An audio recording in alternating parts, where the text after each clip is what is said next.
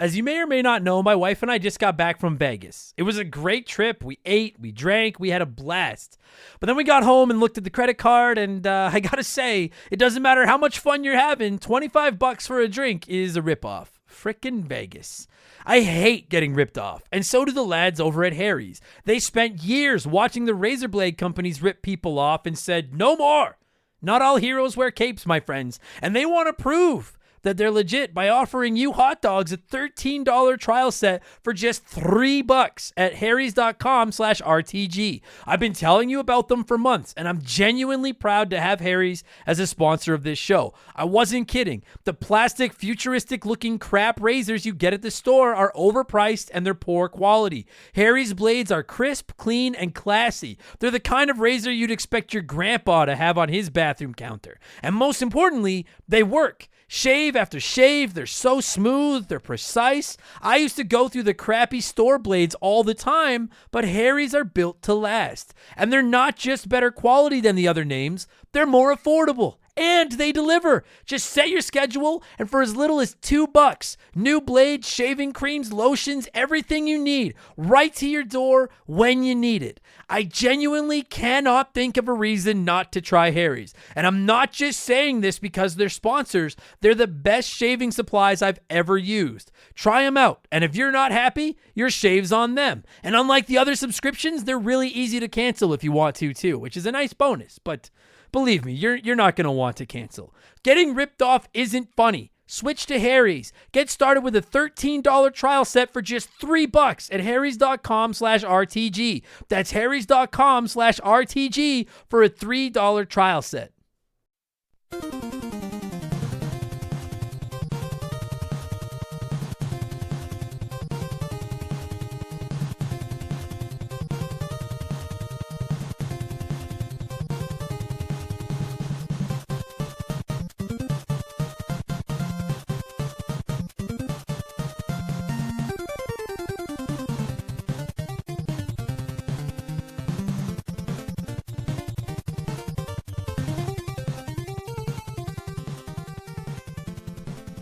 What's up, everybody? Welcome back to Remember the Game. It is my retro gaming podcast where every week a buddy of mine and I sit down and we geek out about the games we played back in the day. My name is Adam Blank. Thank you so much for listening to the show. And this week it is episode 188. Every time I see the number 88, I think of Eric Lindros. I don't know if that's just me, hockey fans, maybe some of you. It doesn't matter. Anyway, it's episode 100 and he was good. I liked Eric Lindros. All right. It was episode 188, and this week we're going back to the NES era, and we're talking about one of the greatest games ever released on that little gray box of magic. Well, kind of too, because we're talking Contra, and we're mixing its little brother Super C into the conversation as well. I just put Contra in the title because I feel like more people know what that is than they do Super C, and Contra/Super C together is kind of ugly to look at, and absolutely nothing about Contra on the NES is ugly in the slightest. I fucking love these games. And honestly, after all these years, Contra and Super C are still the only Contra games that I've really put any time into. It's a hot take, I know, but I don't love Contra 3, The Alien Wars on the SNES. It's very pretty. It's great to look at, but I just don't think it just isn't the same as the NES games. I don't know what it is about it. Contra might be the only franchise in the history of the NES to SNES where I actually prefer the NES entries over the flashier SNES versions, right? Like Metroid, Mario, Zelda, all those franchises Punch-Out, that upgraded to flashier Super Nintendo versions. I'll take the old school bare bones NES versions of Contra all day. Maybe that's just me, but I'll take them. Both of these games are the fucking definition of tough but fair. With a little bit of practice and some patience, you can beat both of them without the Konami code. And they make nice little additions to your gaming resume when you do it too. My buddy Brad is old and gross, just like I am. And this week we both pull our pants up to our man boobs, pour a tall glass of prune juice, and we spent a good hour or so talking about how games today are great, but none of them hit quite like the Contra games on the NES did. We waited way too long for these games to get an episode of the show, and it's time to fix that, and we'll get there in just a minute, because speaking of way too long, it's time for yet another edition of the Remember the Game infamous intro. Dun, dun, dun, dun, dun, dun, dun. And if you're new to the podcast, welcome aboard. Consider this your warning. Our intros are kind of long, but they're fun. They're good. I don't know what they're like. They're like an intro to a podcast that just doesn't suck. I've seen some reviews. I saw a review the other day. There's someone that said, like the show, but the intro's really long and he doesn't put the timestamps in the description anymore. I don't do that because we're probably going to start running one ad, not even a ton, one ad at the beginning of the shows. And I don't know if it'll be fucked up by the timestamps, and I don't put the timestamp in and then have it change every time the ad changes, and then everyone fucking yells at me, blah, blah, blah, blah, blah. If you really hate the intro, and we're talking video games and stuff like that, it doesn't suck. But if you're like, I hate the intro, I just want to hear about Contra, you're going to about the 40-minute mark. All right, just as a heads up. But otherwise, just give it a chance. We play when we make one, erase one. We talk about video games. I answer questions. It's fun. But I have to get, we got to pay the bill. So I have to get my plug-in out of the way first. We have merchandise. We have hoodies, t-shirts, coffee mugs, posters, all kinds of cool stuff, rocking badass art. You can check it all out at rememberthegamepodcast.com. If you're interested, it's a great way to support the show and show my man Joe some love. He's the guy that drew all this stuff because I am an untalented bum. And you can find Joe's work at 4545creative.com. And of course, if you're like, clothes aren't for me, then you can always just support us on Patreon in the nude from the comfort of your own home where you don't need clothes. For only $2 a month, you get 2 additional podcasts every week. You'll get exclusive access to my gaming news podcast, Game Patch, every Friday, where I look at all the biggest news in modern video games and I add in my opinions and some profanity and stuff like that. And then you'll get an episode of Expansion Pass every Thursday, which is a different show every week. We do game rankings, we look back at characters, consoles, we do comedy episodes, there's game reviews. This past week on Expansion Pass, it was actually episode number 100. So I ranked my 100 favorite video games of the past 35 years. And as is becoming tradition, here is a sneak peek of last week's episode of Expansion Pass, my 100 favorite games of all time.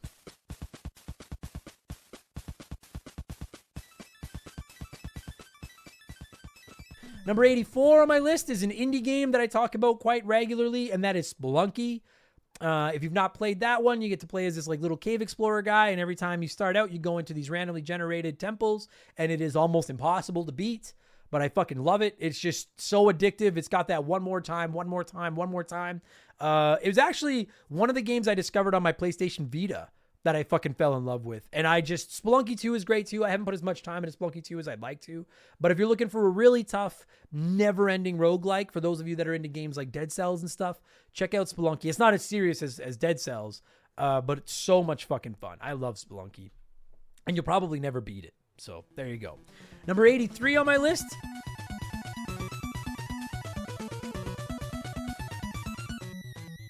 A lot of great feedback on that episode, so thank you all very much. Like a lot of nice, positive feedback on that episode, so thank you very much. And this week, it's episode 101, and I'm going to be dropping my spoiler-free review of Pokemon Legends Arceus, as I'm apparently supposed to pronounce it, for the Nintendo Switch. Quick preview of my review of that game. It tried some stuff that I loved, but it wrapped that stuff in other stuff that I fucking hated. So if you don't like to hear Pokemon criticized at all, you may not care for that episode. Conversely, if you think Pokemon is a joke that looks like crap and you hate literally everything about it, you may not care for that episode either. I thought it was okay, good, some bad. It was a buffet. There's some stuff at the buffet that's great, and then there's some stuff at the buffet that fucking sucks. But either way, that'll be what I drop tomorrow for Expansion Pass number 101. And again, $2 gets you both of those podcasts every week, plus instant access to about 200 archived episodes, plus a chance to join our Remember the Game Discord, assuming Discord is working again by the time this episode goes live, because apparently Discord's down for the entire world right now. You also get the chance to vote in our Patreon poll at the beginning of every month. You get the ability to submit comments for all of my podcasts, including Playing Play 1, Remake 1, Erase 1, and you get a shout out, and you get to hear me mispronounce your name just like I'm about to do to most of these people. A huge thank you to all of our newest patrons: Travis Johnson, Chaos Noob, Ryan Scott, Decoy Man, Gunta Hanta, I love that, Adam Hozempa, MC Akio, Justin Brereton, Michael Thew, Maddie D, Michael Bocanegra, Chopliff, Sack Twist Salad, Jeffrey Maudlin, Adam Wax. I'm sure I'm fucking up all of your names. God, how do I do this for a living? I'm so bad at this. Unbuckled Cape 10, Nathaniel Silvestri, Rainbow Rooster 4, Andrew Jung, Bob the Bearded, Evan Coomer, Big Mike 614, Boston Pork Sword, Justin Valerelli, Pablo Martinelli. You two sound like a tag team. Justin Valerelli and Pablo Martinelli. John, Jimmy B, Dylan Basford, Cornholio Needs TP, nice. John Jameson, Blade, Shady, Curtis Benson, Jake, Matt Smith, and Eric Ronald Cornelius. Sorry, Eric. Thank you all so much, and welcome to Remember the Game Industries, patreon.com/remember the game. And just never forget, 5% of our Patreon income every month is being added to a pool that we're going to donate to our Remember the Children 24-hour charity stream at the end of the year. So you're helping kids out and listening to a bunch of extra podcasts. We've already raised about $500 to be donated just from 5% of our Patreon, and we're only 3 months into the year. So that's fucking awesome. So thank you all. And if you like to watch Twitch, you can find me over there 2 or 3 nights a week, usually twitch.tv, and then look for Member the Game, not Remember the Game, Member the Game over there if you're interested in swinging by. That's enough blowing myself. Let's blow in some cartridges. It is cartridges. That was 188 times. I should know this by now. Let's blow in some cartridges. It is our opening segment on the show. I read a few comments and questions from our patrons, usually gaming related, but not always. And we call this segment Blowing in the Cartridge. He blows all right. He blows big time. That's it, honey. Get into the spirit.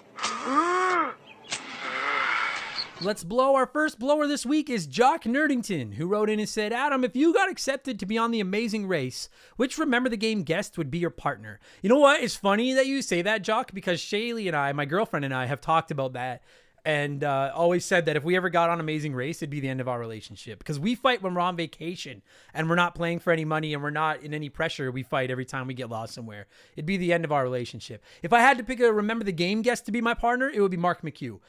Because he loves Mario is Missing like a fucking nerd. So I assume he knows lots of shitty history facts and stuff, which means he's smart. And that would, between his smartness and my charm and good looks, we would inevitably be the first team to be eliminated from that fucking show.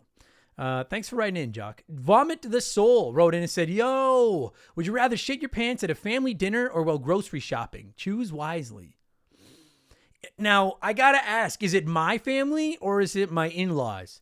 Because if it's my in-laws, I'll take my chances grocery shopping. If it's with my family, then I'll just do it in front of my family. And I'll just own it. That's what my family does. You don't judge me. Don't judge my family. That's how we fucking roll. But if it's my in-laws, then I gotta maintain the last little ounce of respect they have for me. I'll take my chances grocery shopping. I don't often read questions like that, but that one was a head scratcher. Vomit. Good question. I like that the guy named Vomit asked me where I would rather shit my pants. That's the type of top quality podcasting you only get here at Remember the Game Industries. We're fucking top shelf. Fuck, this show sucks. Jake Carter wrote in and said, hey, Adam, I've heard on many of your podcasts that Metroidvanias are one of your favorite genres. Being someone who just got into them fairly recently, are there any favorites of yours that you would recommend? Absolutely there is. I fucking love Metroidvanias. If you were to ask me, if I had to give you a couple suggestions, I'll go with obviously Super Metroid. Fucking on the SNES, this game's a classic. I'll also go with Metroid Dread. If you're looking to spend a few bucks, it was my game of the year last year. I fucking loved Metroid Dread. I thought it was awesome. I'll give a massive shout out to Hollow Knight, which was my game of the year from a few years ago. It's available on everything. It goes on sale all the time. Fucking stunning Metroidvania. Very difficult. I think it's the hardest of all the games I'm listing off here. Hollow Knight will fuck you up. Ori and the Blind Forest and Ori and the Will of the Wisps, which is the sequel to Ori and the Blind Forest, are two of the most beautiful video games I've ever played. They're available on Xbox and Nintendo Switch.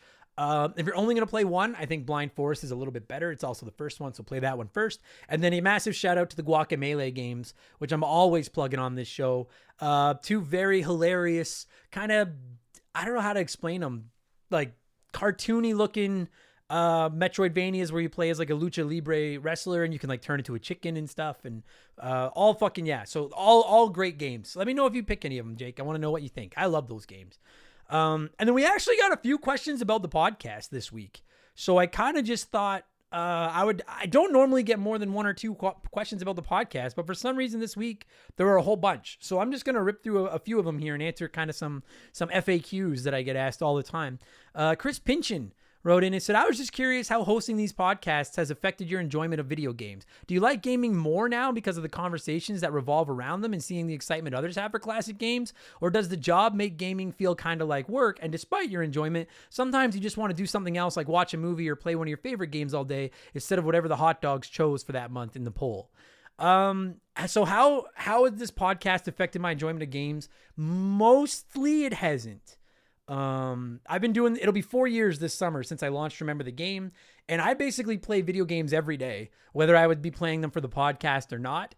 And I like talking about them. Half of the reason I started this podcast was because I love video games and I never had anyone to talk about my video games with. Like I have a couple of friends that are into gaming, but Shaylee doesn't give a fuck and stuff like that. So I was like, well, I'll start a podcast so I can just talk about my favorite thing all the time.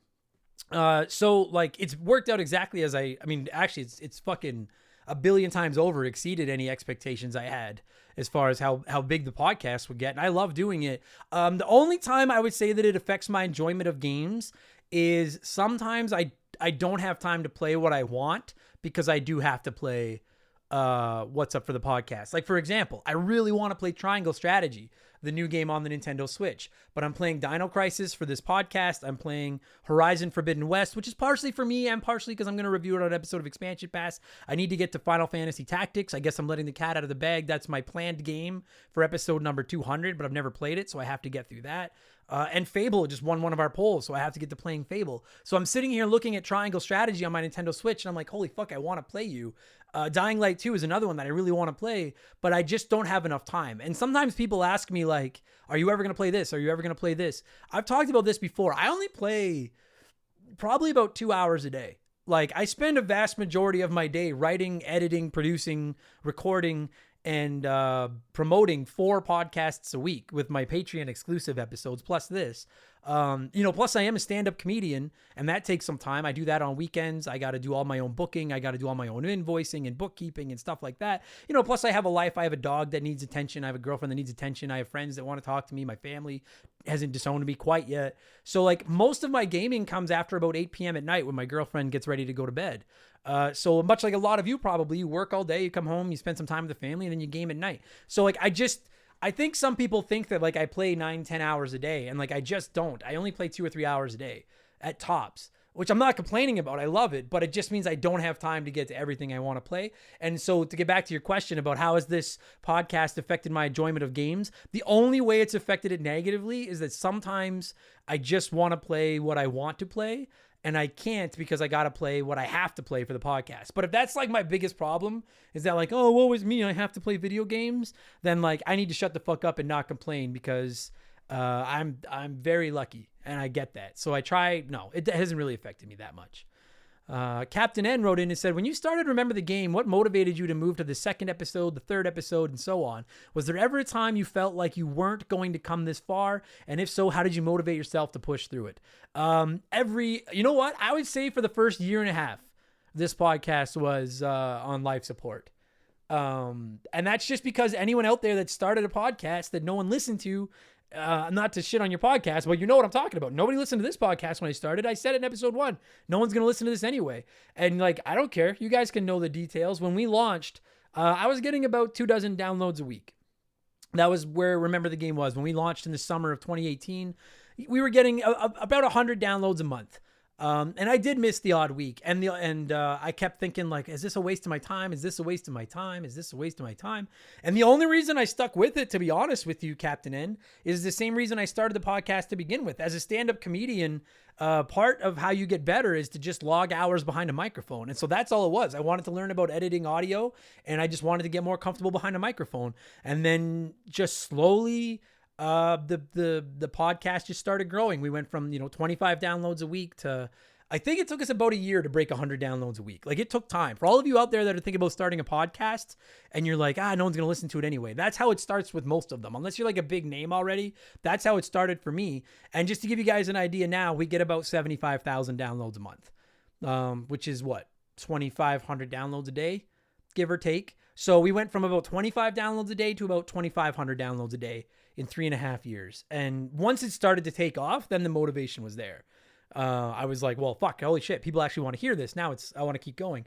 But yeah, in the early days, I thought about quitting all the time. And I just motivated myself by wanting to get better at this and getting better behind a microphone. And for all of you that are listening, that are thinking about it, I know I've said that like 5 times. Look at it that way. Don't get into podcasting because you're like, I'm going to get rich and this is going to be my job, because you're not going to get rich and it's probably not going to be your job. Like, and even if it does become your job, you're not going to fucking get rich. I can tell you firsthand, you're not going to fucking get rich. At least you're probably not. I mean, maybe you will. I don't fucking, someone's gotten rich podcasting, so it's doable. Just do it because it's something you want to do, and do it because, you know, maybe you're like me and you want to learn a new skill. And don't let your downloads, what's the word I'm looking for? Demotivate, I guess, get you down. Just work on getting better every week. And if you keep working at it, the downloads will come. And if not, at least you're having fun talk about something you're passionate about and see what happens. That's how Remember the Game happened. So, yeah, it's a very long answer to a very short question. That's my MO. Matt McLean wrote in and said, hey, Adam, just a quick question here. Before you settled on the name Remember the Game, did you have any other ideas for titles for the podcast? Actually, I didn't. Remember the Game was how I came up with the podcast. I was talking to one of my buddies, and I used to host a different podcast called The Comedy Odyssey, which became Adam Wastes Time. You can't find them anywhere. They're not on the internet anymore. But they were a Joe Rogan style conversational podcast that nobody listened to. And then I was like, man, like, I'm getting bored of this. I want to do something about something I love. And we were talking about video games, and I just happened to, I think I said it in passing, like, well, remember the game, like whatever the game was. And then I was like, fuck, that'd be a cool podcast. And that's how it started. So Remember the Game. I'm one of those podcasts where the title actually, I came up with the title before I came up with what I wanted the podcast to be. So I never considered any other names, other than I had to make sure nobody else had Remember the Game, and it didn't look like anybody did. So there you go. And finally, it's letter time. It's letter time. And Unbuckled Cape 10 wrote in and said, hey, Adam, first off, thanks for founding such a cool community of nerds and hot dogs. I love the Ninja Turtles, and when I was little, I watched Teenage Mutant Ninja Turtles 2, Secret of the Ooze on repeat. Me too. Not that long ago, I made my wife watch the first 2 movies in that series. She ultimately questioned our marriage. Anyway, what is your favorite live-action Teenage Mutant Ninja Turtles, or do you think it should be left to animation only? You guys may not know, if you're new to the podcast, I fucking love the Teenage Mutant Ninja Turtles. My favorite movie of them, my favorite anything of the Ninja Turtles, as far as like movies and TV shows go, is the 1990 movie, because I still think it's the best one. It's fucking excellent. The IDW comics and the Last Ronin comics might be my new favorite all-time work of the Turtles. But if you're talking just movies, my favorite is the original Ninja Turtles. And if you ask me, do I prefer live action or animation? I'm honestly indifferent, because I think the only bad Ninja Turtles movie is Turtles 3, where they go back in time. I fucking hate that goddamn movie. But like Turtles 1 is awesome. Secret of the Ooze is stupid, but like if you're a Turtles fan, it's fan service. I thought the computer animated TMNT was fine, although I hated the villain. I would have rather just been Shredder or something. And unpopular take, I like both the Michael Bay movies a lot. I think they're fan service. I think the Turtles look fucking awesome in them. And I like seeing them CGI in real life. So I'm honestly completely down. I have no preference. I'm completely down with either one. Just make them not suck. And I don't care if they're animated or not. I'm totally fine with either one. I know it's kind of a lame answer. I guess if you put a gun to my head, I prefer live action. But I'm totally cool with either one. And the best movie will hopefully not always be the 1991. I hope they exceed it someday. But as of now, it's still the 1990. Classic, fucking classic. God, I love that fucking Chevy Nova. And people that know fucking know. I just got that joke. But anyway, thank you for all the submissions. We're going to move on, but thank you to everyone that wrote in. Let's change things up and let's get into our Smash Hit segment, the official game show of Remember the Game Industries. Play 1, remake 1, erase 1.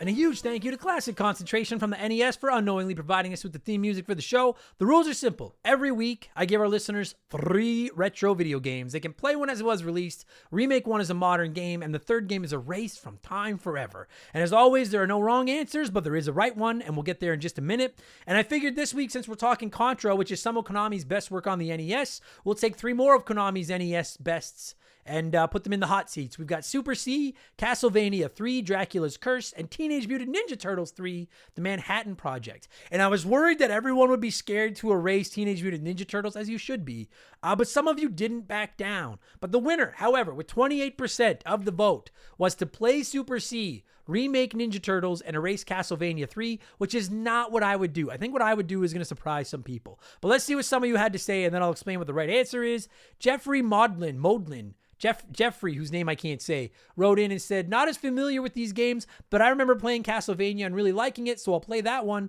I'll remake Ninja Turtles to pander to our turtle-loving overlord and erase Super C because I don't know anything about it. Anyone that calls me a turtle-loving overlord is fucking A-okay in my book. It's like just straight up fucking flex it. I love it. No, I get it. I get it. I have no beef with that logic. If you've never played Super C, I could get how you'd look at it and be like, whatever. I get that.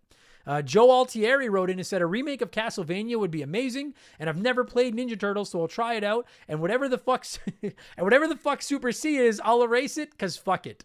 If that's not sound logic, I don't know what is. Whatever the fuck this game is, I'll erase it because fuck it. That is fucking A+. Boom. You showed your work, Joe. I fucking appreciate that. Matt, I love it. Matt Woody wrote in and said, yet again, I found I need to play more retro games, or I've realized I just didn't play a lot of them as a kid. So in that case, I will play Super C because I haven't, and it's probably a really good game since so many people say great things about it, and I'd like to find out for myself. I'll remake Castlevania from an indie developer since they would likely keep true to the roots and make something spectacular. As for Ninja Turtles, I don't really care for them, but rules are rules, so it's getting the boot.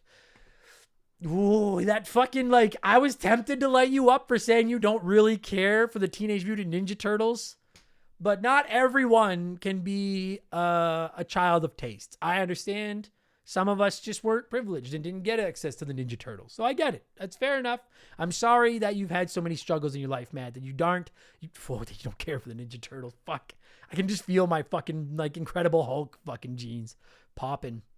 Big Mike 614 said, this is my first time playing. I hope I get it right. I'll play Ninja Turtles because I've never played it, but from what I see, it's a game that I'd be interested in. I'll remake Castlevania with Symphony of the Night graphics, and holy shit, a classic will get even better. And then I'll erase Super C because I owned Contra, and I have fonder memories of it. Well, I played Super C once or twice. Having erased it would have no consequences on the timelines, so I'll still have my Contra. And you know what?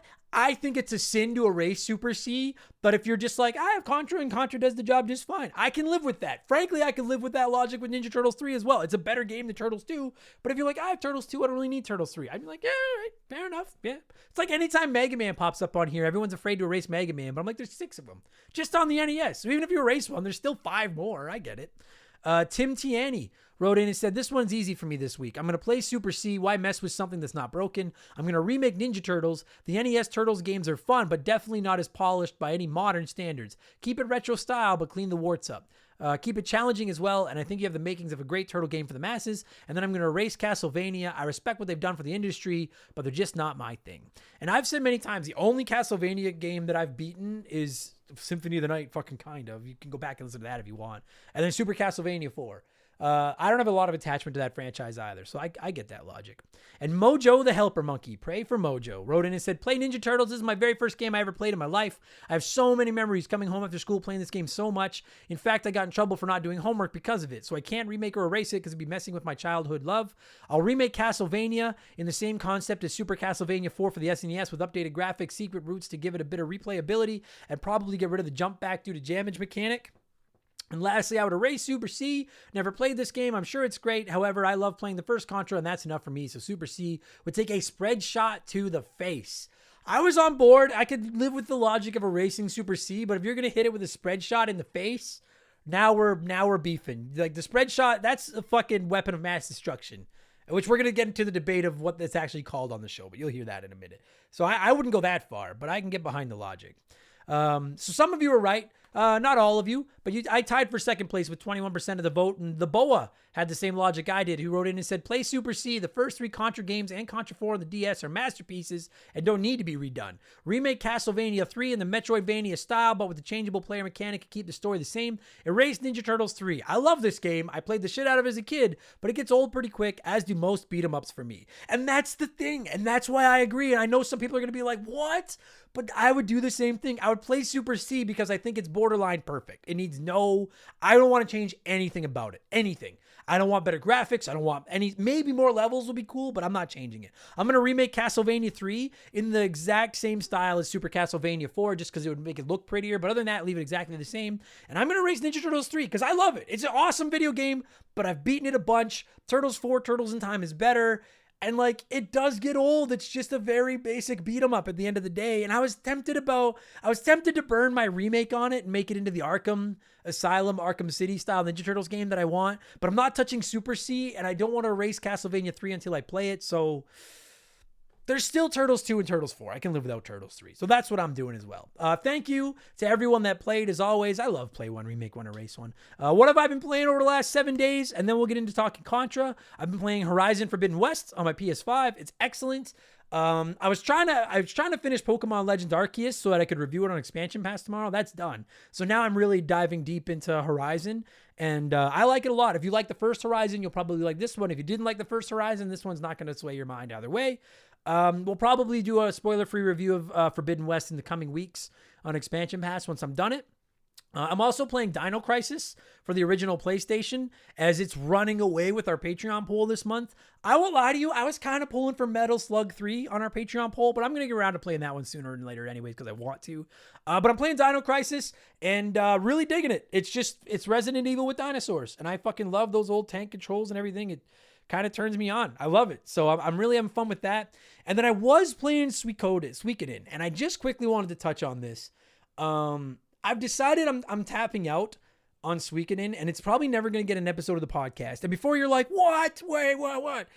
I don't think Suikoden is a bad game at all. I just don't love classic JRPGs, okay? Like, I know some of my favorite games ever are like Earthbound and Final Fantasy II on the Super Nintendo and Mario RPG, and I just quickly want to explain my stance on JRPGs because I know we have a ton of big RPG fans in the house, and I just want to explain why I haven't played more of them. Like, I don't really like the active time battle, static characters standing still and you just select what you want to do and then do their attack. I can live with that if the story's good and I'm having fun with the game, but it's not my favorite style of game. I much prefer a little bit more action in my games. I prefer like Western RPGs or tactical RPGs, like a Fire Emblem or a game like that. I don't love that basic ATB style battle. I also fucking hate dealing with all my characters' loadouts and customizations and stuff like that. And so a game like Earthbound or a Final Fantasy II on the Super Nintendo, sure, there are those same styles of combat,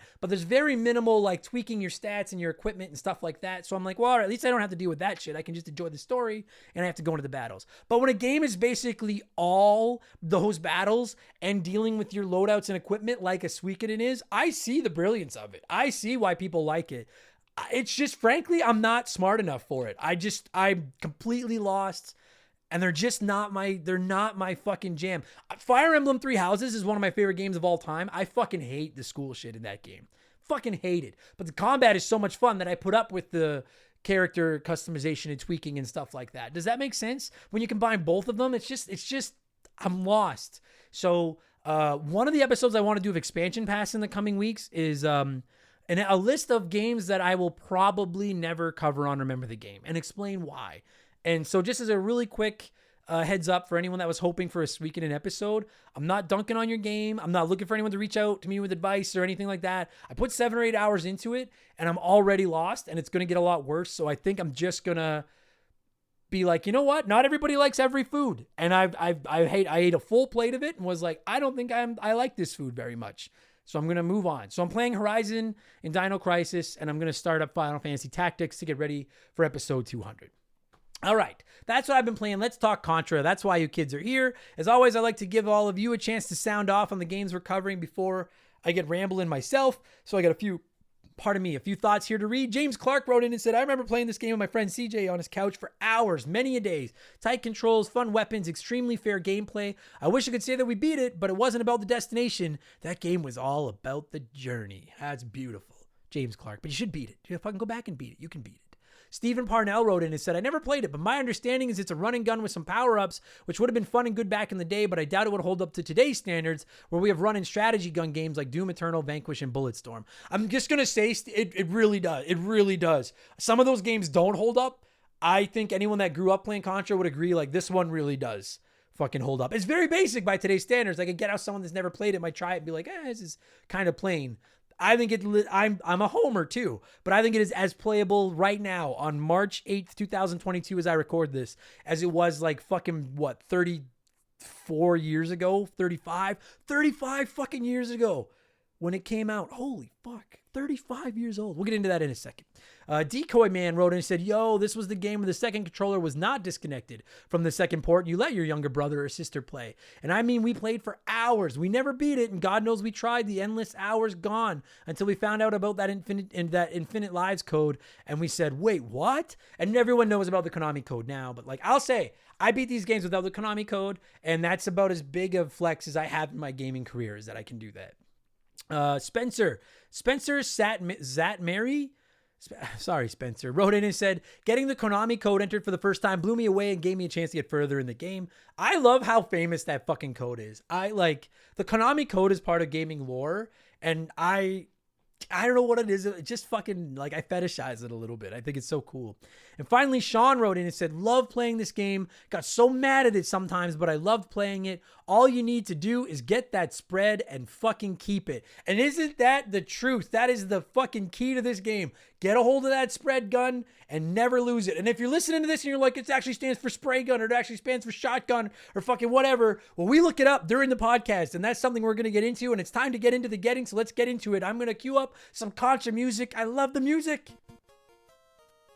I love everything about Contra. And when the music fades out, my buddy Brad and I are going to talk about Contra and Super C, but mostly Contra for the original NES that are released in North America on February 20th, 1987. We're not talking about the arcade version because I don't think it's as good as the NES version. All right? Enjoy the podcast, everybody. Let's go.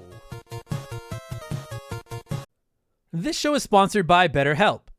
Everyone that listens to this podcast knows about our illustrious CEO, my dog Molly. But the other silent partner behind the scenes is my wife. And let me tell you, my friends, a 17-year relationship with another person that has to talk to and live with you is a lot harder to maintain than one with a dog. We've had our ups and downs, and as you all know, a relationship isn't all sunshine and rainbows. They can be a lot of work.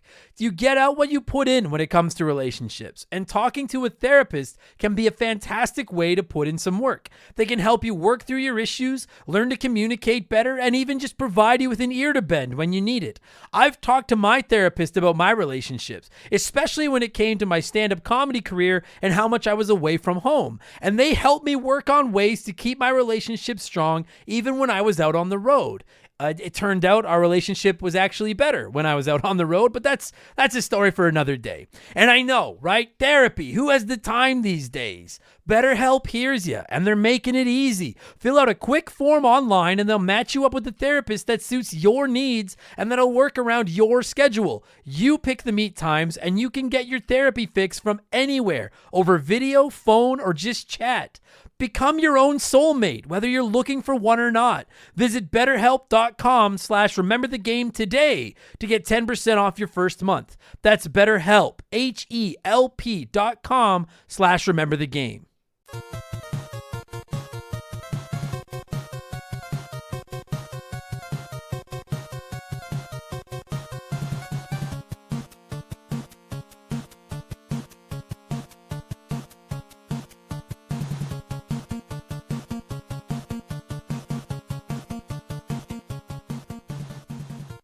Okay, so officially, I don't know if this will go live. I guess the first episode of 2022 has already gone live, so this won't be the first episode. But it's the first one I've actually recorded with somebody instead of just sitting in my room talking to myself like a crazy person. Joining me via the blank phone this week is a good buddy of mine, a frequent guest here on the show, my pal Brad. How's it going, buddy?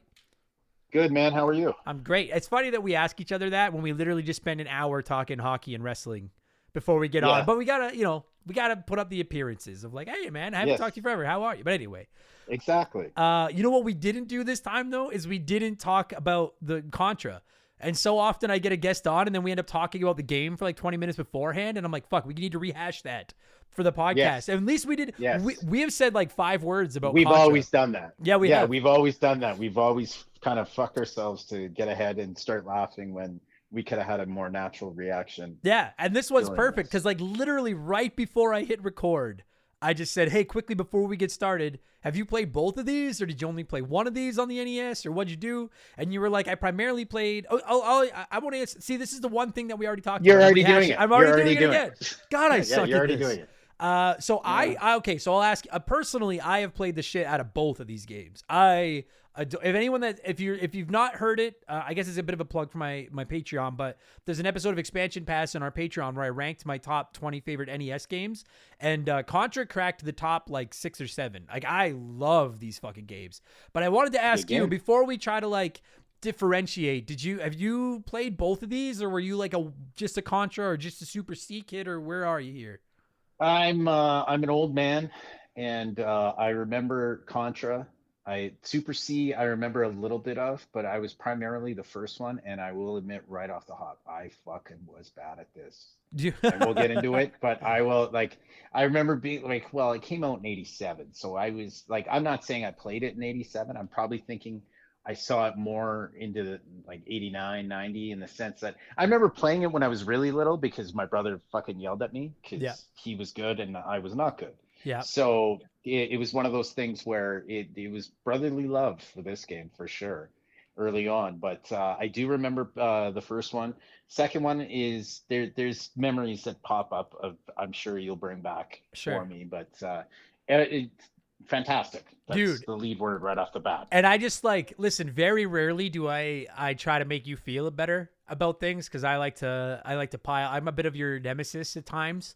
But buddy, I can assure you there is no shame in saying you were not good at Contra.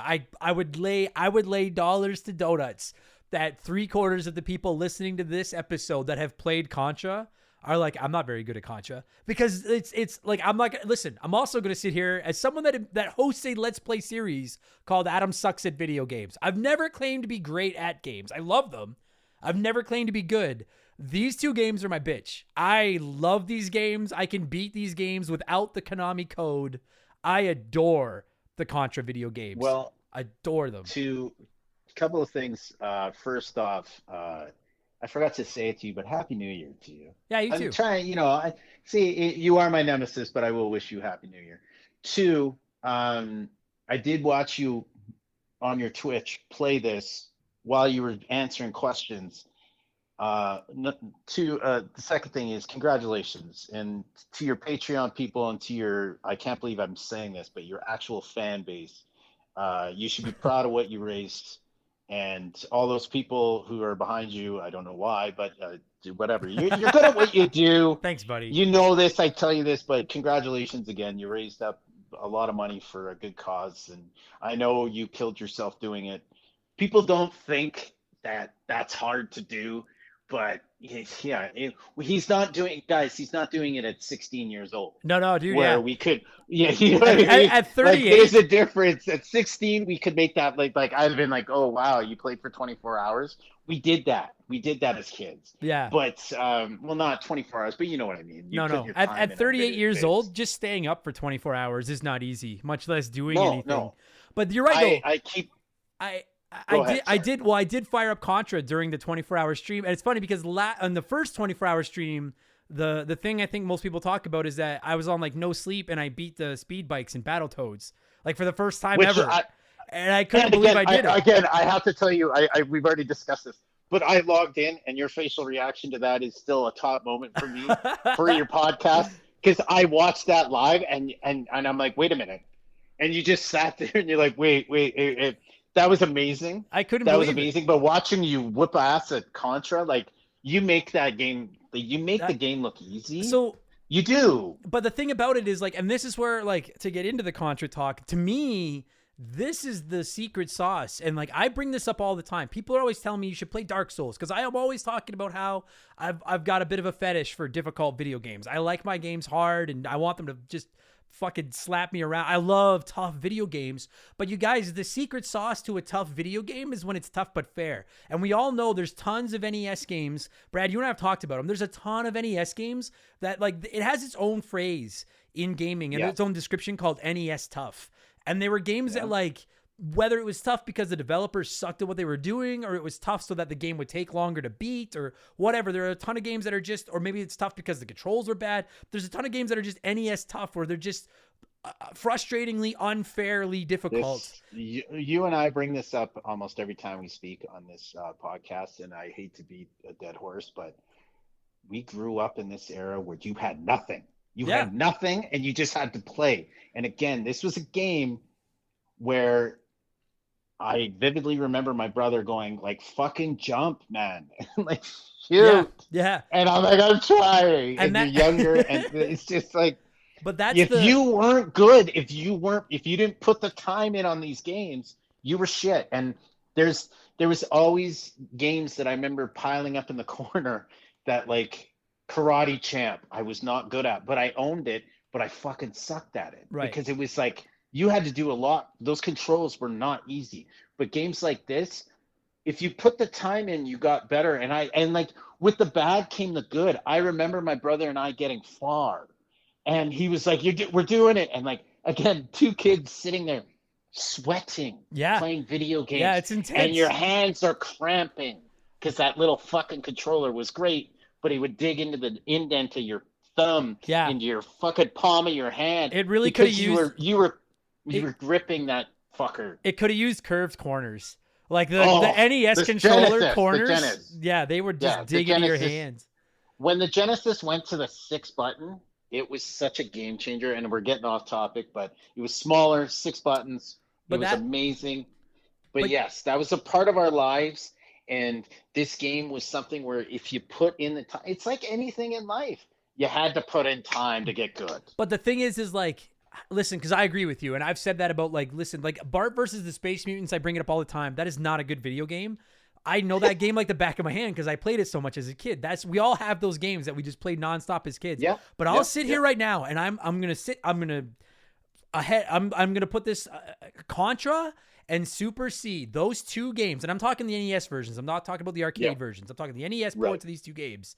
For my money, are the two fairest, tightest controlling games on the NES. There's no such thing as a cheap death in Contra. If you die in this game, it is 1,000,000,000% on you because your gun shoots every time you push the button. It shoots in the direction you tell it to shoot in. When you jump, even Mario, and you guys know the hard on I have for Mario, but like when you jump in Mario, you can't control yourself in the air like you can in Contra. As soon as you hit jump in Contra, you've got free reign to go left, right, do whatever you want to get up and down as you go up and back down. There's never any discrepancy. There's never any delay. I blame controls when I die in video games sometimes because I need something to blame. I'm not going to blame my fucking self. There's no such thing as blaming Contra for a death. You could sit there and be like, it's crap because there's so many enemies coming at you and stuff like that. I'll agree with you if you want to say it's frustratingly difficult at times. Sure. But you can't blame the game for dying in Contra because it is so perfectly designed. It's tight. It's the controls are tight. It is snare drum. You're jumping, tight. You're shooting. You're jumping, you're shooting, you're hitting buttons, you're going up, down, you're ducking, you're doing everything, and it reacts. You are correct. The key word is tight. The controls are tight. Dude, and you start with controls in that game. It's so good. And even when I was watching you stream and you were so mad, I remember a moment where I thought you might have paused because you were so mad when you lost the stream gun. Okay. Like the spread. Whoa. Sorry. Okay, hang on. We won't get ahead of ourselves. I'm just saying in the Twitch, when I was watching you and you got hit, you were so mad, but you were mad at yourself because you knew you moved too quickly into an area where you knew more guys were coming. If you would have just hung back and just, this game is about composure. Yeah, it is. It's about these games are about composure because if you get too far ahead and you're bringing too many enemies at once, you're fucking yourself. Yeah. You're going to lose that spread gun. Yeah. And we'll get there. Well, we're going to get there. Because this is a hot topic, but I want to get into that fucking gun in a minute. But you're right. This game is the epitome of like thriving under pressure because the pressure never stops. The enemies just keep coming. What I wanted to quickly bring up though is a lot of people love Contra 3, the Alien Wars on the Super Nintendo. I don't know. Did you ever play that one? I briefly might have played Super NES. Again, I was a Genesis guy. Oh yeah, I that's right. Really made that jump. But, did you ever? I had buddies who had it, and we would play games, and like I remember not a lot. Contra. We were all about Chell and Sure. Well, like, so the reason I bring it up is because I know a lot of people love Contra 3. I've had people write in and say, you should cover Contra 3. I'm just going to sit here and say it right now. Like 99% of the time, give me the Super Nintendo upgrade of an NES game. When you're talking Mario, Metroid, Zelda, Castlevania, Mega Man, almost any franchise, I prefer the Super Nintendo version. I have tried Contra 3, The Alien Wars 100 times because I'm such a huge fan of the original 2 Contra games. I fucking hate that game. Contra 3 is so, and you know why? It looks beautiful. It's not tight, and I refuse to accept that. And anyone that, if you want to say you like Contra 3 better, I don't have a problem with that because it looks gorgeous and sure, okay. But the reason controls, that's it. I've got like this borderline like crush on the 2 NES Contra games because they're just good. They're so snare tight, and the Contra 3 isn't like that. So I just wanted to bring that up because I know a lot of people have been asking me to cover Contra 3. Maybe at some point we'll get there, but like I don't like that game. I think it's the rare Super Nintendo game that can't hold a torch to its NES brethren. It can't. Can you? Because is there a ROM out there or anything you could play? I think I have it. It's on my Super Nintendo Classic, and I bought the Contra collection.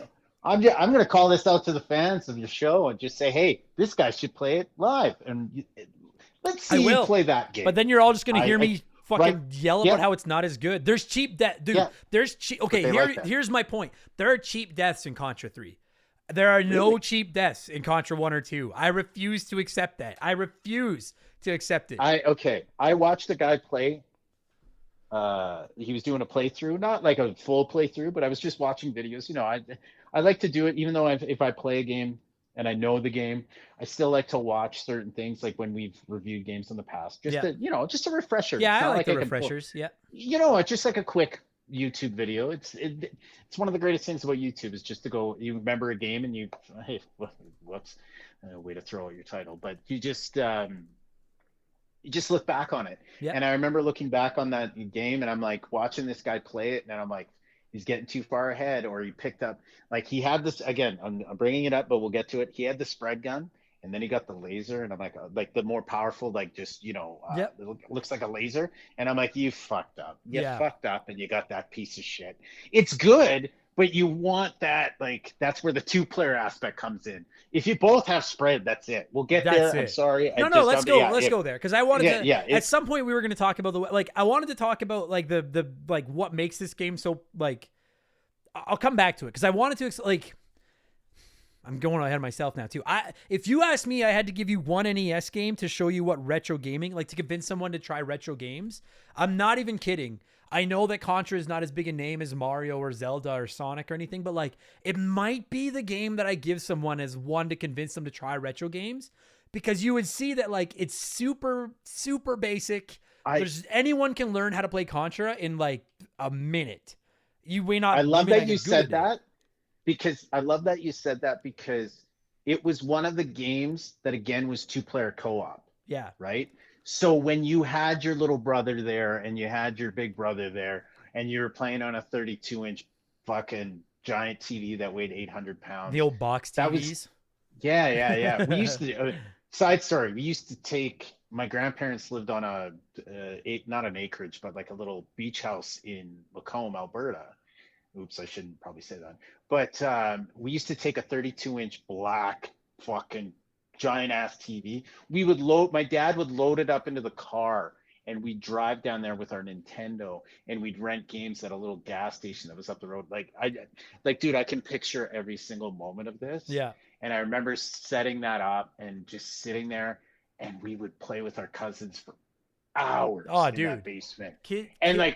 But just sitting there and like this was a game where people might not agree, but this is where you develop relationships with your brother or your sister. You're right, whoever, but like in a certain way. My brother and I used to fight over this game because I'd go too far ahead. I will admit that right now. My brother would go, "Hang back!" No, you know what so this is one of the rare games that like 2-player in this game works great and it's awesome. It actually is one of the best multiplayer. Communication is key, brother. Yeah. Communication is key. It's one of the best multiplayer experiences on the NES, but you need to communicate. And bro, I used to play with my little brother, and that stupid little shit would take the spread gun when it would show up. And I'd be like, don't die now, because we need that. And then he'd fucking die in like a matter of seconds. And I'd be because he would go far ahead and he would think he would get arrogant. The enemies would come and you're like, come on, man. Like, fuck. Dude, if my brother wasted our spread gun, like I would look at him like he just launched the nukes by mistake. I would be looking at him like, do you know what you just fucking did? And he would just be like mad that he died. And I'd be like, you just killed us all. Like, you just killed us both. We might as well restart. We might, yeah. Dude, when I was really, so I know we're all over the map here, guys. I just love this fucking game. Also, just quickly, you brought up the old school TVs. Kids today, I'll never know what it's like to have a TV built inside of a fucking coffee table that weighed like 800 pounds. We grew up in a great era those days. A wood TV. Like, literally, it was surrounded by wood. Yeah, it was literally surrounded by wood. I don't know why they decided to put the TV in the fucking table, but whatever, it doesn't matter. What was I going to talk about here? Now, where was I going with it? Oh, yeah. So, like, when I really decided I wanted to get good at these games, because it wasn't until like I bought them on my 3DS, that was when I really started practicing them and getting good. And my favorite games are the ones that are tough but fair, and the ones that reward repetition and reward practice. And this game will do that to a T. But I'm telling you, like, I don't know. Like, and you know when you're playing, like, because I'm gonna transition this into the weapons. I got a good segue here. You know, like when you're playing Mario, the original Super Mario Brothers, and you go from little to big to firepower. And if you got hit, you would go all the way back down to little. And it was like, well, that fucking sucks, but I can hopefully just stay alive until I find another mushroom and find another fire flower. This is one of the only games where, like, if I lose my spread gun and it's at the wrong time, I'm like, I might as well just give up. Like, I need this, like... You've hit the reset button. There are few weapons in all of games as OP, as powerful as the infamous spread gun. And before we talk about the guns, I just wanted to go here. It has been a point of contention around these parts for fucking, God, I don't even know how long, about what that gun is called. Because the S, and like, I always as a kid thought it was the spray gun. Then some people, and I looked it up. And I don't want any of you motherfuckers yelling at me anymore. I'm looking it up right now. Contra S gun. Listen to what it says here. This is off the Contra wiki. Hold on. Okay, go ahead. But before you give us the definitive answer, are you doing this because people keep saying it's spread or spray? I'm doing this because no matter what I say, somebody fucking yells at me. So I'm just giving you guys, this is according to the official Contra wiki. Hold on, Mr. Blank. People do that to you anyways in any discussion. No, it's gotten out of hand. As our listenership has grown, it's like I say Ocarina and people are like, it's Ocarina. I say Ocarina, people are like, it's Ocarina. So this is why you guys get stuff like Ocarina of Tim. This is why you get Forza instead of Forza or Forza. Because I fucking get yelled at for everything I fucking say, despite the fact that if you go online, you can find multiple people saying things multiple ways. So listen to this. This is off the Contra wiki page. The spread gun, bracket S, also known as spread, spread shot, spray, or shotgun. So for all of you motherfuckers that are going to send me emails and messages on social media being like, it's actually the spray gun, it's actually the spread gun, it's actually the shotgun. All of those work. Lick my ass. Stop yelling at me for what I call that gun. Stop yelling at me for what I call the gun. So, wait a minute. So you're saying people come at you with an opinion online? Oh my God, dude. Life was so much easier when the only person I had to argue with was you. Now the whole internet has a fucking beef with me. I can't wait till Remember the Game gets big enough to where I got detractors and trolls coming in being like, his eye's not even really lazy. He's just milking that for fucking disability or something like that. Hey guys, I've worked with him. It's lazy. It's lazier than I am. But anyway, so that gun can be called anything. So for the record, as a kid, I called it the spray gun. As an adult, I call it the spread gun. And I would like to say this as a perfect example. Folks, take the time. If he says spray or spread, do you really want to waste 30 seconds of your life typing that? I'll get in trouble. I know. But I'm just saying, people, just as a person who's gotten off Twitter, Facebook, and a lot of things, no one cares. You know what? Go back. Like, can we go back to a little bit? I'm an old man, I guess, but I'm just calling it now. Like, I get if you have an opinion on a video game and a certain thing, but guys, if he says spread or spray, that's why Wikipedia has been updated that way, because people are tired of fucking hearing it's shotgun or it's spray. Moving forward, I'm gonna if I take one more piece of shit over what I call that gun, moving forward, I'm calling it the super gun. Just to irritate every one of you motherfuckers at once. But anyway. Well, it is. But in reality, though, I like that name because it is a super gun. You fucking need it. Listen, I want to break down the weapons in Contra. So if you've never played a Contra game, I guess we should. We'll take. I can't imagine there's too many people listening that have never played Contra. But like in 60 seconds or less, if you're playing Contra, you basically control one of two guys that both look just like Rambo. And they're just these giant jacked guys in tight jeans with headbands. Okay, hold on. Okay, you can finish, and then we're discussing that. Okay. Go ahead. Okay, so basically you control these two jacked guys with headbands and jeans, and they run around fighting aliens. And the controls are super simple. Nice. A jumps, B shoots your gun. You can move left, you can move right, you can lay down on the ground to shoot low, and you can shoot in any of 5 directions, like forward, up, or to the 2 diagonals. And then as you play, these floating barrels just suddenly come flying across the screen. And if you can shoot one of those barrels as they're going by, they'll drop a power-up. And the power-ups are just letters with wings on them. And they stand for various weapons, which we're going to get into in a second to talk about the various weapons, because there's really only one that fucking matters. As you've probably all guessed, it's the super gun, which is what I'm fucking calling it now, just to troll people that it makes angry. Well, so there's, you said you gave the list, and super gun wasn't on that. Yeah. So that's the long and short of all Contra is. You basically fight through a level, you kill a bunch of enemies, and then you fight a boss. Usually the boss fights are actually pretty awesome. Which are aliens. Yep, they're aliens. Which was changed in the American version, which makes absolutely no sense, but whatever. And then you just go from level to level to level until you beat all the enemies, and it's really, really the key point that we didn't bring up is that one hit kills. And there is no way around that. If one enemy touches you, if one of their bullets touches you, it's over. And the best part is that all the bullets are just represented by like a dot, like a street hockey ball, like just a dot on the screen. And simple. They don't move super fast. They're pretty slow, but effective. Yep, they're slow enough moving that you've got time to react. They're very easy to see, which is another one of my problems with Contra 3. I find the bullets much harder to like differentiate from the backgrounds and stuff in that one compared to this one. It's perfect. Yeah. So anyway, there's the game. So what have you got a problem with now? What did I do now? The problem is that you said, now, number one, I'm going to bring up 2 topics really quickly. Number one, Mega Man's cover is not one of the greatest, if not the greatest of all time. That's stupid. Yes, it is. You're insane. No, it's not. You're stupid. This cover is iconic. Sure. Both covers are great. And Mega Man is, but I don't. Okay, as a child, or even as an adult, you're not a movie guy. Not at all. And that's fine. And have you seen Rambo: First Blood? I've never seen a single Rambo movie. I just know him from the posters and stuff. And that's fine. I used to get really angry at you for that. Being a Sylvester Stallone fan, I'm kind of shocked. You should watch Rambo: First Blood. I think you'd like it. You and the wife. It's a different movie. But I don't want to watch. But there's a lot to it. I don't want to watch Rocky shooting a gun. No, but it's not. You should watch it. You would like it. It's always going to be Rocky. Number two.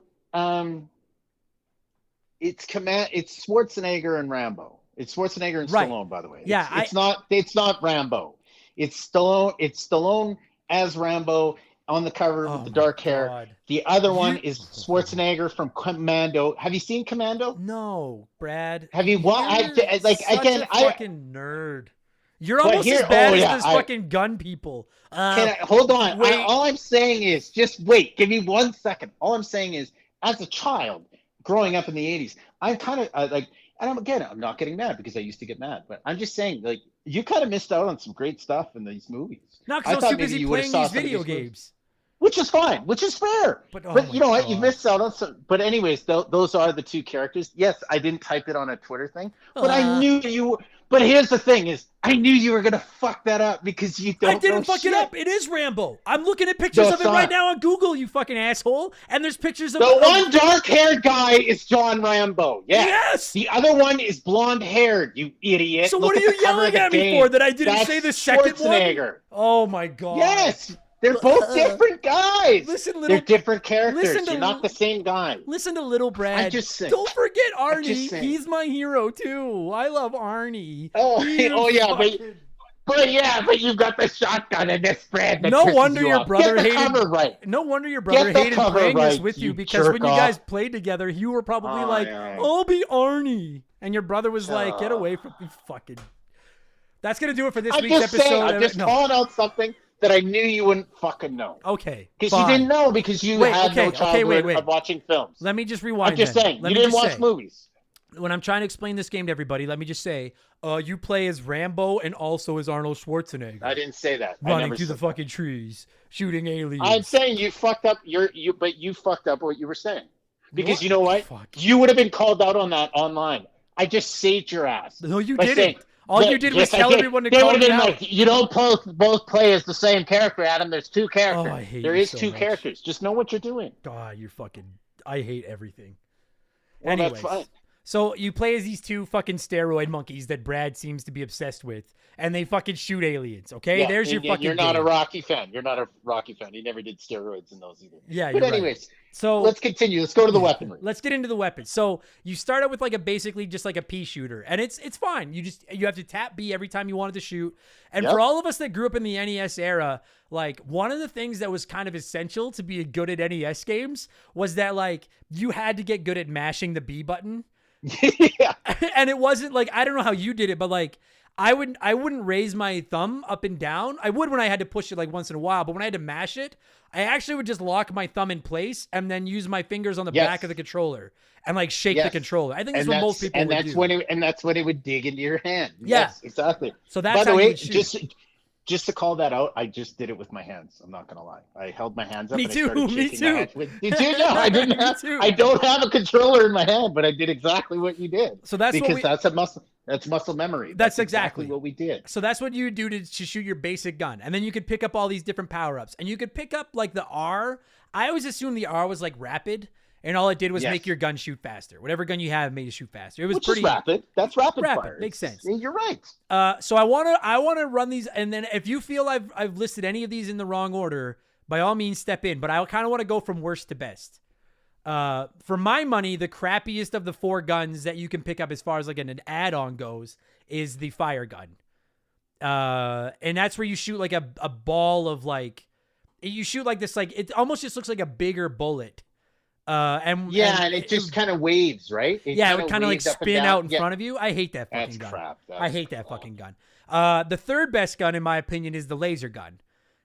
Because it Yes. does a ton of damage, but it only shoots this one long beam straight out in front of you, and you can only shoot it like once at a time.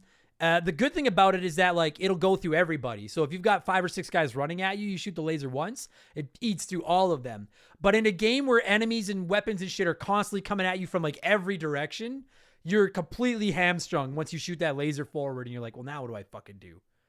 So 100%. Okay, so we both agree fire gun sucks, laser gun sucks, but just a little bit less. The best weapon to use when you can't get your hands on the super gun is the machine gun, which I think The first gun. No, well, yeah, but this, like, when you get the M pickup, you, instead of having to mash B, you could just hold B. And the shots like, it was like a constant stream. And at times, and in particular, not enough that I would like, because you're so at the mercy of when the weapons come through that I would never intentionally ditch the super gun to get I'm only saying it to piss people off now, but I would never intentionally drop the super gun to pick up the machine gun. But there are instances where the machine gun is almost even better because you can like hold B and then just point your weapon in whatever direction you want to shoot and get a nonstop trail of bullets going. And it can be really fucking handy. But the super gun though. The super gun. Maybe the most powerful weapon in the history of video games is the Go ahead. To speak on that in the sense of the understanding of what you were doing in this game too is like, and in all Nintendo games, kids don't, again, the old man here, people don't realize, again, we plugged these in and you button mashed everything to try and figure out how to be better. Right. You just fucking had to because that's the only way you did it. Yeah. And I remember watching my brother or even I could watch you play this game and it's all about ABA, just keep fucking shooting, Yeah. but doing different things at the same time. And once you figured that out, that's when it was like, okay, avoid picking up the laser gun Yeah. or avoid picking, because it's like you want your mind automatically assumed. And again, watching this guy play today on a playthrough, when he had the spread or I'm sorry, the super, The super gun. the super gun, and he picked up the laser. I'm like, you fucked up. That's you just insane. fucked yourself. Like, The- yeah. The- And he went into the next level, right? So he didn't have it for like the 3D style, which we'll get into Yeah. levels. Yeah. So He had the laser, and I'm like, you're fucked. Oh, you're fucked. Yeah, if you've never played Contra, when you get a hold of the spread gun, the super gun, you can't hold B to just massively shoot, but you can go back to just tap tap tap tap tap. And when you shoot it, instead of shooting one bullet out, you shoot five bullets out in a wave, and the wave expands as it moves forward. So yeah, they don't disappear automatically. So if you look like up, or if you look like, diagonally up to the left or right and shoot it, you basically cover half of the screen above you with 5 bullets. You're shooting bullets for the future. And when you're moving and you're just like, fuck this, I'm gonna spread the screen with the super gun, and I'm gonna fuck everything up. Because a lot That's of all enemies, I'm gonna try to do. A lot of the basic enemies in this game, much like how you die with one shot, a lot of the basic enemies die with one shot. And so if you're just letting this spread gun fucking go everywhere, there's just, your bullets are everywhere. And as enemies are popping into the screen, they're dying. Like before their like full pixel is like their entire sprite is loaded, they're already dead. And there's like certain guns and certain enemies that take more damage. Like you need to hit them, 10, 15, 20 times. And if you go right up close to them and mash them with the spread gun, you're hitting them 5 times every time you shoot, because all 5 bullets are hitting them. It's like literally, I don't even like, I don't think it's an exaggeration to say the difficulty of the game is cut by like half as long as you've got the spread gun. Yeah, 100%. But you make one mistake, and you die and lose that spread gun. And that's why they gave you that gun. It's devastating. The super gun, when they give you the super gun, they give you the super gun, and they go, okay, you want to finish this game? Go ahead. Yeah. But if you fuck up, like when I beat, you're now. Like when I beat this game, like when I get good and if I have a good run and I beat one of these games, I don't die. Like I have a no death run. And it's because you get a hold of this, you get a hold of that spread gun. And the thing, and I kind of wanted to tie into it. One of the things that I adore about this game is that the weapons that are in the barrels that fly across the screen or in the wall and those weird, like the power-ups that you get as you play the game never change. They're not randomly generated. It's like playing Mario, where like if you've played Mario with any regularity, you know where all the mushrooms are and all that kind of stuff. Yeah. You know exactly where the spread gun's going to be. So like once I get a hold of it, I don't even shoot those things that drop the power-ups. Because I'm like, I don't want to accidentally pick one up. I'm not risking it. Because it can be so easy to accidentally touch one. So like there's your pro tip from old Adam. Once you get a hold of the spread gun, don't even shoot the fucking weapon drops, because you might just fuck yourself over and accidentally pick up the wrong weapon, and there's no going back. But as you play, you memorize which ones will be the spread guns, and that's your whole focus, is to get to those. So. And that's, again, playing back to what we had to deal with, because you had to use your memory to fucking remember shit. Mm-hmm. So how do you remember when you finished this? How old were you? Did you finish it as a kid? I was never able to beat it. I could beat it as a kid if I used the Konami code. And got like, what that is, right? That's not beating it. No, it's not. No, it's cheating. No. But like, no, it was like, as an adult, like on the 3DS. What is it again? I can't believe I can't remember. What is it again? Oh God, everyone's gonna yell at me. Up, down, left, up, down, left, down, right. Up, down, left, right, right. A, B. Before all of you write in and you're like, I'm taking away your gamer code because you don't know the Konami code. I don't use the codes. So don't fucking come at me by yelling at me. How about you get good before you come at me and yell at me for not knowing your little fucking cheat codes? Yeesh. Lay up. But no. Start coming in up, hot. It's up, down, left, right, B, A, start. I just Googled Select it. Start. But I don't use it. Oh, it's not select start? No, I thought it was too, but everything I'm finding online doesn't say select. Oh. But I haven't used it since I was a kid, because I just, in all seriousness, like I'm not, like a little bit of it is chirping, but like a big part of it is I just like anyone that's ever watched me play Punch Out, where they're like, dude, just cheese it and you can beat the game. I don't like cheese. I want to beat it. I want to beat it like a boss. You know, I don't want an asterisk on my fucking beating of a game. That's how we grew up. That's Yeah. how we grew up, man. But no, so as a kid, I couldn't beat it without the code. As an adult, it was sometime after I got a hold of the 3DS because I bought it on my virtual console and I just played it nonstop till I got good. Nice. But yeah, so those are your basic weapons. And then the only other weapons is you can get this thing that makes you like invincible for like 20 seconds or something. Or you can pick up a bomb that just kills everything on the screen. But they're Like a kind of star. yeah, but they're kind of Like a star in Mario when you could just run around. Yeah. But Those were throw-ins. but again though, like to me, that's one of the like The beauties. Of the game. that's exactly the word I was about to use. Like I really think it's one of the beautiful things about the original two Contras is it's like anyone can learn how to play this game in a matter of like 2 minutes. One button jumps, one button shoots, and the arrows move you whichever direction you want to go in.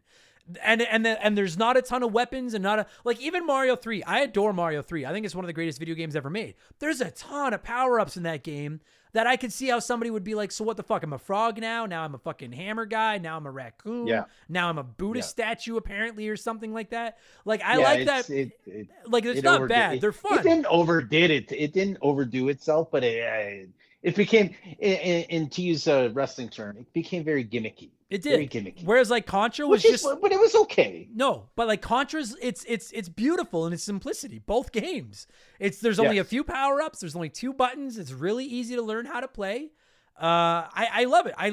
I love how well laid out these games are. One thing is that both Contra games have alternate levels. Like Right. 2/3 of the game are side scrolling, 2-dimensional. You move from left to right, or maybe you're going up and down.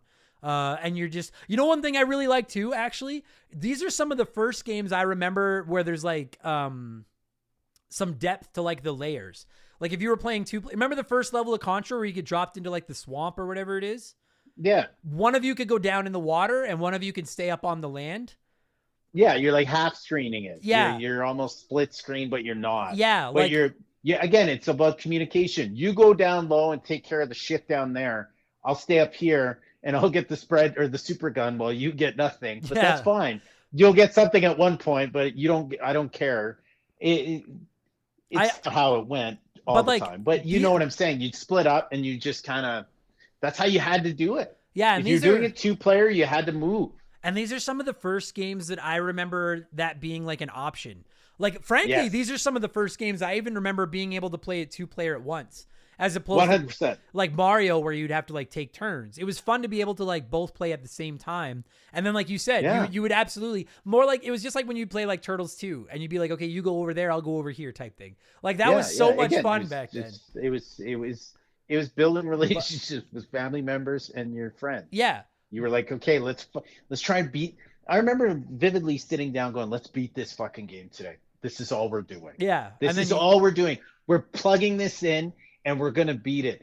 I don't remember many times beating games. Like I really don't. Like I don't remember beating a lot of games with friends, but I remember watching friends do it in certain ways and just like you literally fucking cheered and you were sitting there so happy. It was so much fun. Like it was the original Twitch. Like that was Twitch back in the 80s, was sitting on the couch watching your friend play.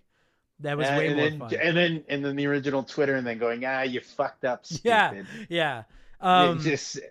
But there was repercussions if you did it too much. Of course, yeah. Or unplugging the other guy's controller, which isn't cheating. Fuck you guys. All right? It's you know what? It's not my fault if you're not paying attention to the fucking plug on your controller. Don't fucking come at me, Josh, my little brother. God. Yeah, fucking baby. But if you're good at it, you could pull it but it would just dangle out. It would still sit there. Yeah, exactly. Yeah. Pull it out just enough that it's still sitting What's wrong with my controller's not working? So one other thing before I go into the other levels too, one other thing I wanted to bring up. You said you were a Sega kid growing up. Did you ever play Gunstar Heroes? Which one? Gunstar Heroes on the Genesis? Yeah. Is it I'd have to look it up. I remember the title. It was like a shooter. It was like Contra. It was like a shooter.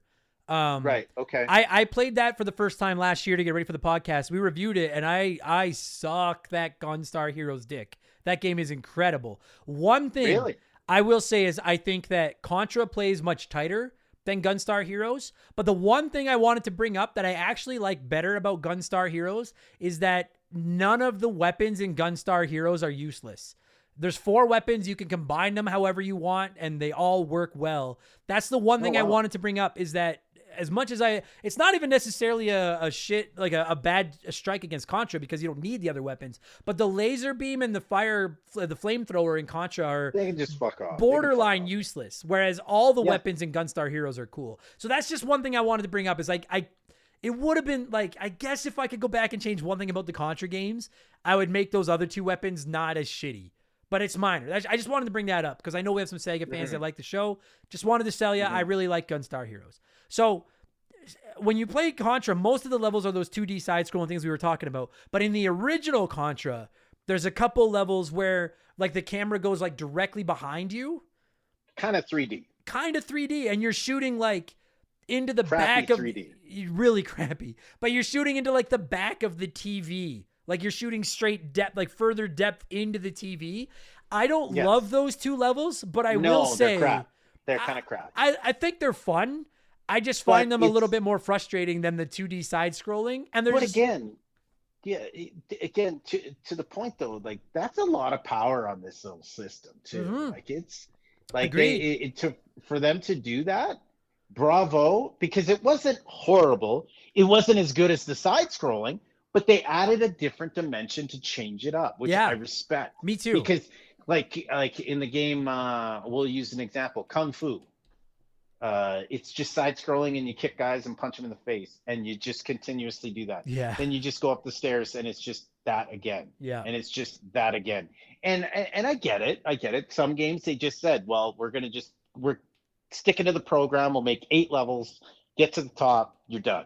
Yeah. But this game had a little bit more, and it wasn't perfect. No, but these levels aren't perfect. But again, it's still fun. It's still fun. And you know what the game does so well is that, like, and we're talking the original Contra, because Super C, which we'll talk about in a second, has some different spin-off levels. But we'll talk about that in a minute. On Contra, most of the levels are the side-scrolling. 2 of the levels are these, semi 3D fucking levels. What I really like about them is that they don't overstay their welcome. You don't have to do too many of them. And the last half of the game where the difficulty really ratchets up is all 2D. Like, I think they knew that like our bread is buttered on these 2D levels. Let's throw a couple of these 3 levels in just so people are like, oh my God, this is so cool.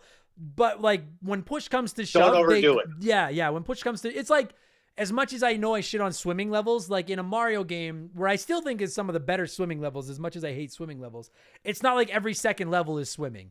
They're just like, we throw the odd one in. Most of the time it's going to be 2-dimensional side scrolling. And that's what I really like. In Super C, you don't get this fake 3D thing where it goes behind you. It's actually like top down. It's Which like I actually Akari Warriors. Yeah. Remember Which Akari Warriors? I do. Overhead? Nice pull. Yeah. I don't know about you, but like I like the top down better than I like the fake 3D effect of the original Contra. Yeah, the original Contra had like there was no movement. You weren't moving, if that makes sense. Yeah, you were basically stuck on a parallel line. Yeah, you're like moving left to right, but you're not moving. It sounds really stupid how I put it, but no, that's a great way to put it. Then and then when you finish, he kind of just runs straight ahead into the darkness, doesn't he? Yeah, but you basically just move left and right and shoot. Like there's nowhere else to go. Yeah, it's again, it's not horrible, but it's not the side-scrolling game. If you're docking marks on Contra, it's a half point in my book. Agreed. Spoiler alert. But if the original game of Contra had been all those 3D levels, I wouldn't love it as much. Whereas if the entire game of Super C was the top-down levels where you can move in any direction, you can see everyone that's coming, it's top-down instead of from the side, I would play an entire game in that top-down style and be okay with it. Like, I don't find them nearly... Because I still think it's... Like, the only thing that top-down style takes away is your ability to jump. You can't jump at all. You just walk and shoot. Yeah. But you've got so much freedom in how you move that it doesn't really hamstring you that you... Because, like, jumping is such a massive part of dodging bullets and shit. Dude, like, have you ever been... excuse me. Have you ever been, like, in an original level of Contra and you're trying to dodge bullets and enemies, and you jump, and like he jumps so high, he stays in the air for so long, and you like steer to the right, go around a bullet, then steer it back to the left. Oh yeah, and come down. you could pull off fucked up moves. It was That's awesome. just It was almost like parkour. Like, oh, it was so perfect. Oh yeah. So I wanted to just bring up, there's like these odd spin-off levels. Personally, I like the top-down much better than the 3D, but I think both are fun. I don't think either one stands up against just classic 2D side-scrolling Contra, which is where the sweet spot, like that's the bread and butter of these games. If the whole game was that, this game would have been not very good. Yeah. It would have been okay, but it wouldn't have been. It would have been very repetitive. No, which is why it's a good thing that they did this. It's a good thing that they threw in a couple of different things, challenge people differently, and again, if you could go back and play this originally, and this happened with the levels you had to get through to get to these levels, even though it was level 2, but if you're playing with a friend and you're jumping around and you're trying to get the super gun and you're fucking communicating. And then suddenly it switched screens and you're like, what in the fuck did we do here? Because you didn't know. No. You know what I just thought of? Like you had that, when you think about it, Adam, we've always talked about this. I haven't looked up, like I know the original cover, but I want to see the back.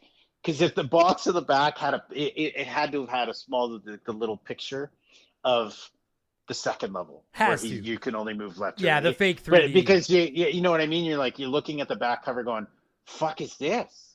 And it's not just left to right. Like it's not like side scrolling. What the fuck is it? We're getting this game. No, you know what I mean? Like, yeah.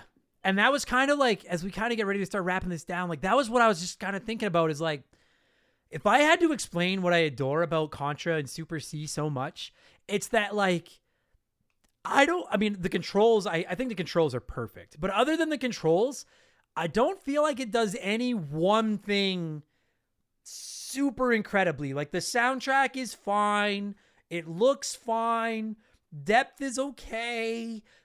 What it does though is it like, what's the old acronym? Keep it simple, stupid. Like that's kind of what this game does. They're like, we don't really try to do anything crazy in any one direction. We just polish each of these stones so perfectly that at the end of the day, it's just a bag of rocks. But every one of the rocks are so good that it's like, there's other games, and I'm trying to like, I don't even know if I could think of an example. Like, I'm sure I could if I took the time, but like Mega Man, and I adore Mega Man. You all know that. Mega Man, like the soundtrack is to me, like they really put a lot of time into the music.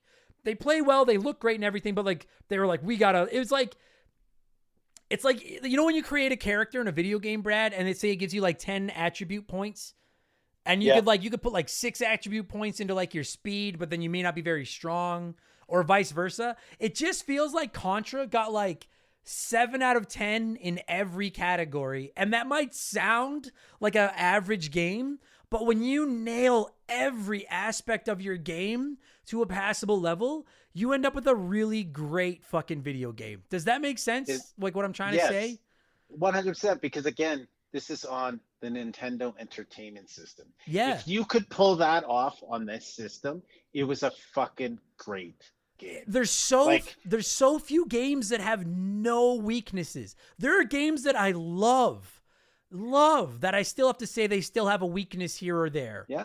And I'm like, to give you an example of what Contra is and comparable to, we've done to plug your podcast, Tecmo Wrestling. Yeah. Yeah. It's not perfect, but on this system, it's unfucking believable. Yeah. Like it's polished in every aspect, but it's not perfect, but it's so well done. Sure. Because how many games are there on the NES that are just fucking garbage? Oh, so many. They didn't do anything. Yeah, 2/3 of the games on the NES are unplayable. They didn't pick a category and go, we need to hit a home run in this. Yeah. You know what Contra is? Contra is the perfect peanut butter sandwich. It is like the most basic food in the world, but like the bread is really fresh and good, and it's high quality peanut butter, and there's tons of it on there. A good amount of peanut butter, not too much. No. But just enough. It's the perfect. Just enough where you enjoy it.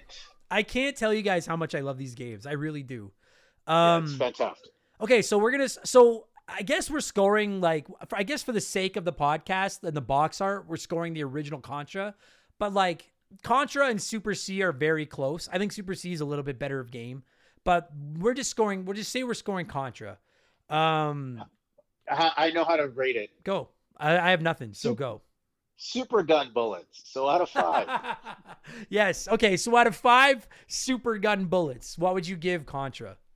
I give Super Gun Bullet out of 5. Contra, I give it 4 out of 5.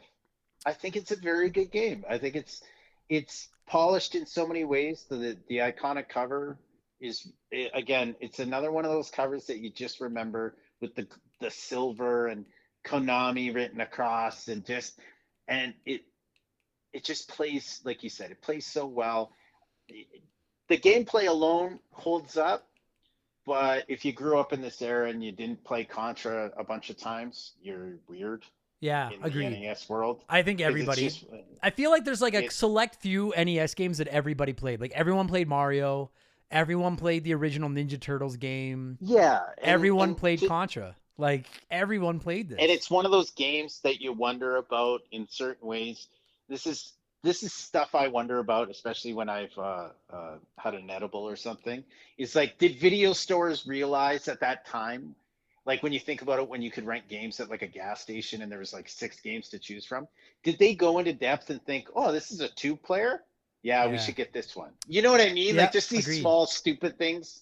It's like, did anybody have any thought process into that? Because you might have done better because you didn't bring in fucking horrible games. You know what I mean? Even though you didn't know, but it's like, it's a great game. It's a fantastic 2-player game. It's a fantastic game to fight with your brother with. It's a great game to learn, and it's a great game that shows the era of what became in a 2-player co-op game. Like it's the original. Yeah, like how many games are the original of a 2-player co-op? Yeah. What was before this? Really? Yeah, I can't think of anything. I don't know if I can name any. Yeah. That was, and especially this good. That's this the thing. Polished, good. This solid. Man, I don't know. Like I'm sitting here thinking about how to score it, and I'm like, I guess I don't want to spoil anything, but like if you've been listening to the podcast, in case you haven't heard every episode, when I started the podcast, I said no game other than Super Mario World would ever get a perfect score.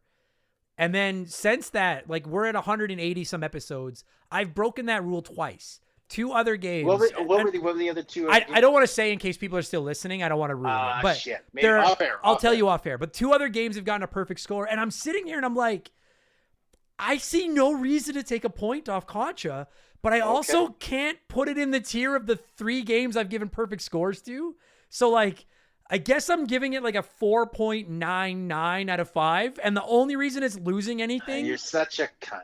The only reason it's losing something is because I can't put it on the tier with the games that I've given the perfect scores, but like. That's not a reason. It is. Dude, you know how many games I've reviewed? That has nothing to do with this game. Before I started breaking the perfect score rule, you know how many games were given like a 9 out of 10 or a 9.9 out of 10? And I was like, they lose a point because they're not Super Mario World. Like that is like, that's the tax, is to get above that bar. And I can't wait. I can't put it there. Can't wait. But it's just somebody. What? I'll tell you. I'm going to tell you what I can't wait for off air, because if I give the people this, yeah, you will. Yeah, don't give them. They'll do it. They'll do it, and that's not funny. But like honestly, guys, like this game is like it's 4.9 out of 5. Like it'd be like a 9.9 out of 10. I have not one complaint about Contra or Super C. Like they don't lag, they play well, they're fun, they're tough but fair. I guess if by some fluke you've never played these games, the Contra collection goes on sale on everything all the time. Even if you don't play any of the other Contra games, just for this one in Super C, it's worth the like $6 that they sell for. Play them. They're so fucking good.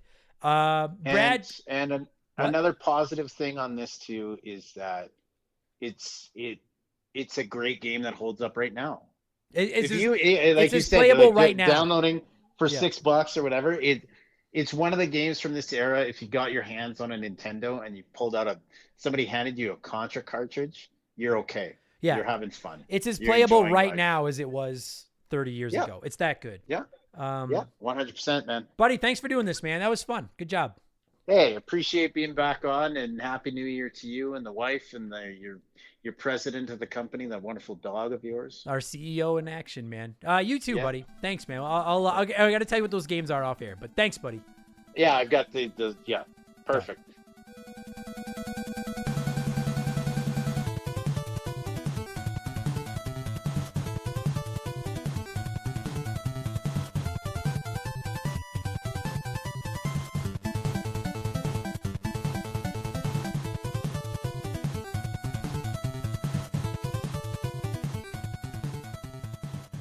And that's going to do it for this week's episode. Brad, thank you so much for giving me a call and talking a little bit of Contra and arguing with me over who's on the fucking cover. And I don't give a fuck what you say. Ramble's on the cover. Shut the fuck up. But thank you so much for giving me a call and talking Contra. And every single one of you hot dogs out there right now listening to this, whether this was your first Remember the Game or maybe your 188th Remember the Game, thank you so much for the support.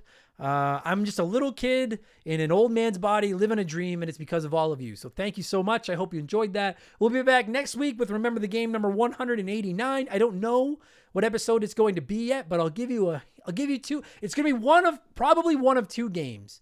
You won't be able to, I'll just tell you because I can't think of good clues. It's either going to be Gunsmoke on the NES or Resident Evil Code Veronica or Code Veronica X or whatever on like a whole bunch of systems. But I don't know. Those will probably be the next two episodes. But I don't know which order they're going in yet. But that's what's coming up. So thank you so much. If you enjoyed this podcast, maybe consider leaving us a review. I don't know. I'm not sure what they do, but I know I'm supposed to ask for them. That'd be really neat. Or if you really are like, man, I can't get enough of that guy's sultry, somewhat stuck in mid-puberty voice, consider Patreon.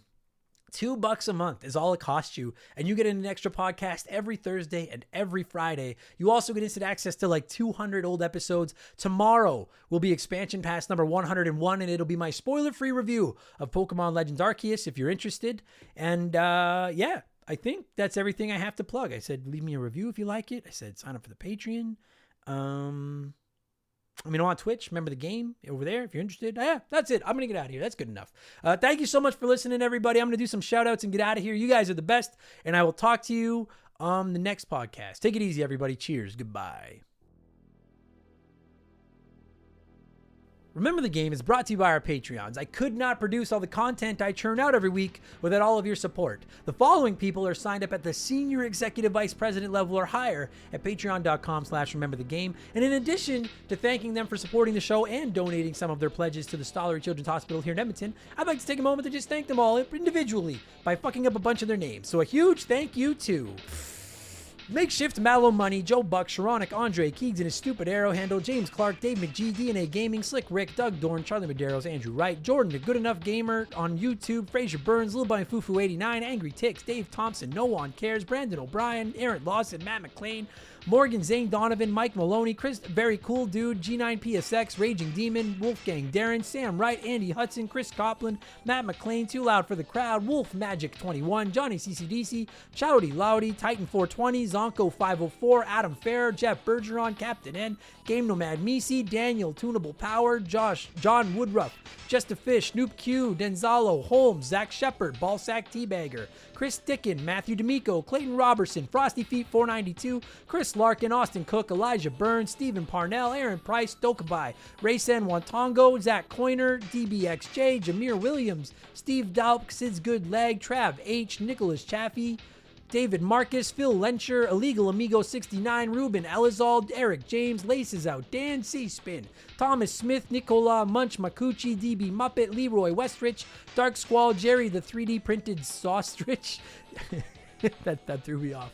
Paul Burke, Evalva, Sean Ramos, Susanna, Stud Still Smash, Mojo the Helper Monkey, Solid Rake, Brant Hewitt, Gabriel Deandria, Decoy Man, and John Jameson. Dude, I shortened the list so it'd be easier, and I fucked it up even more. Fuck, I suck at this. But thank you all so much. Maybe someday I'll spend some of your money on learning how to read. Thanks, everybody. I'll talk to you guys on the next one. Have a great one. Cheers. Goodbye.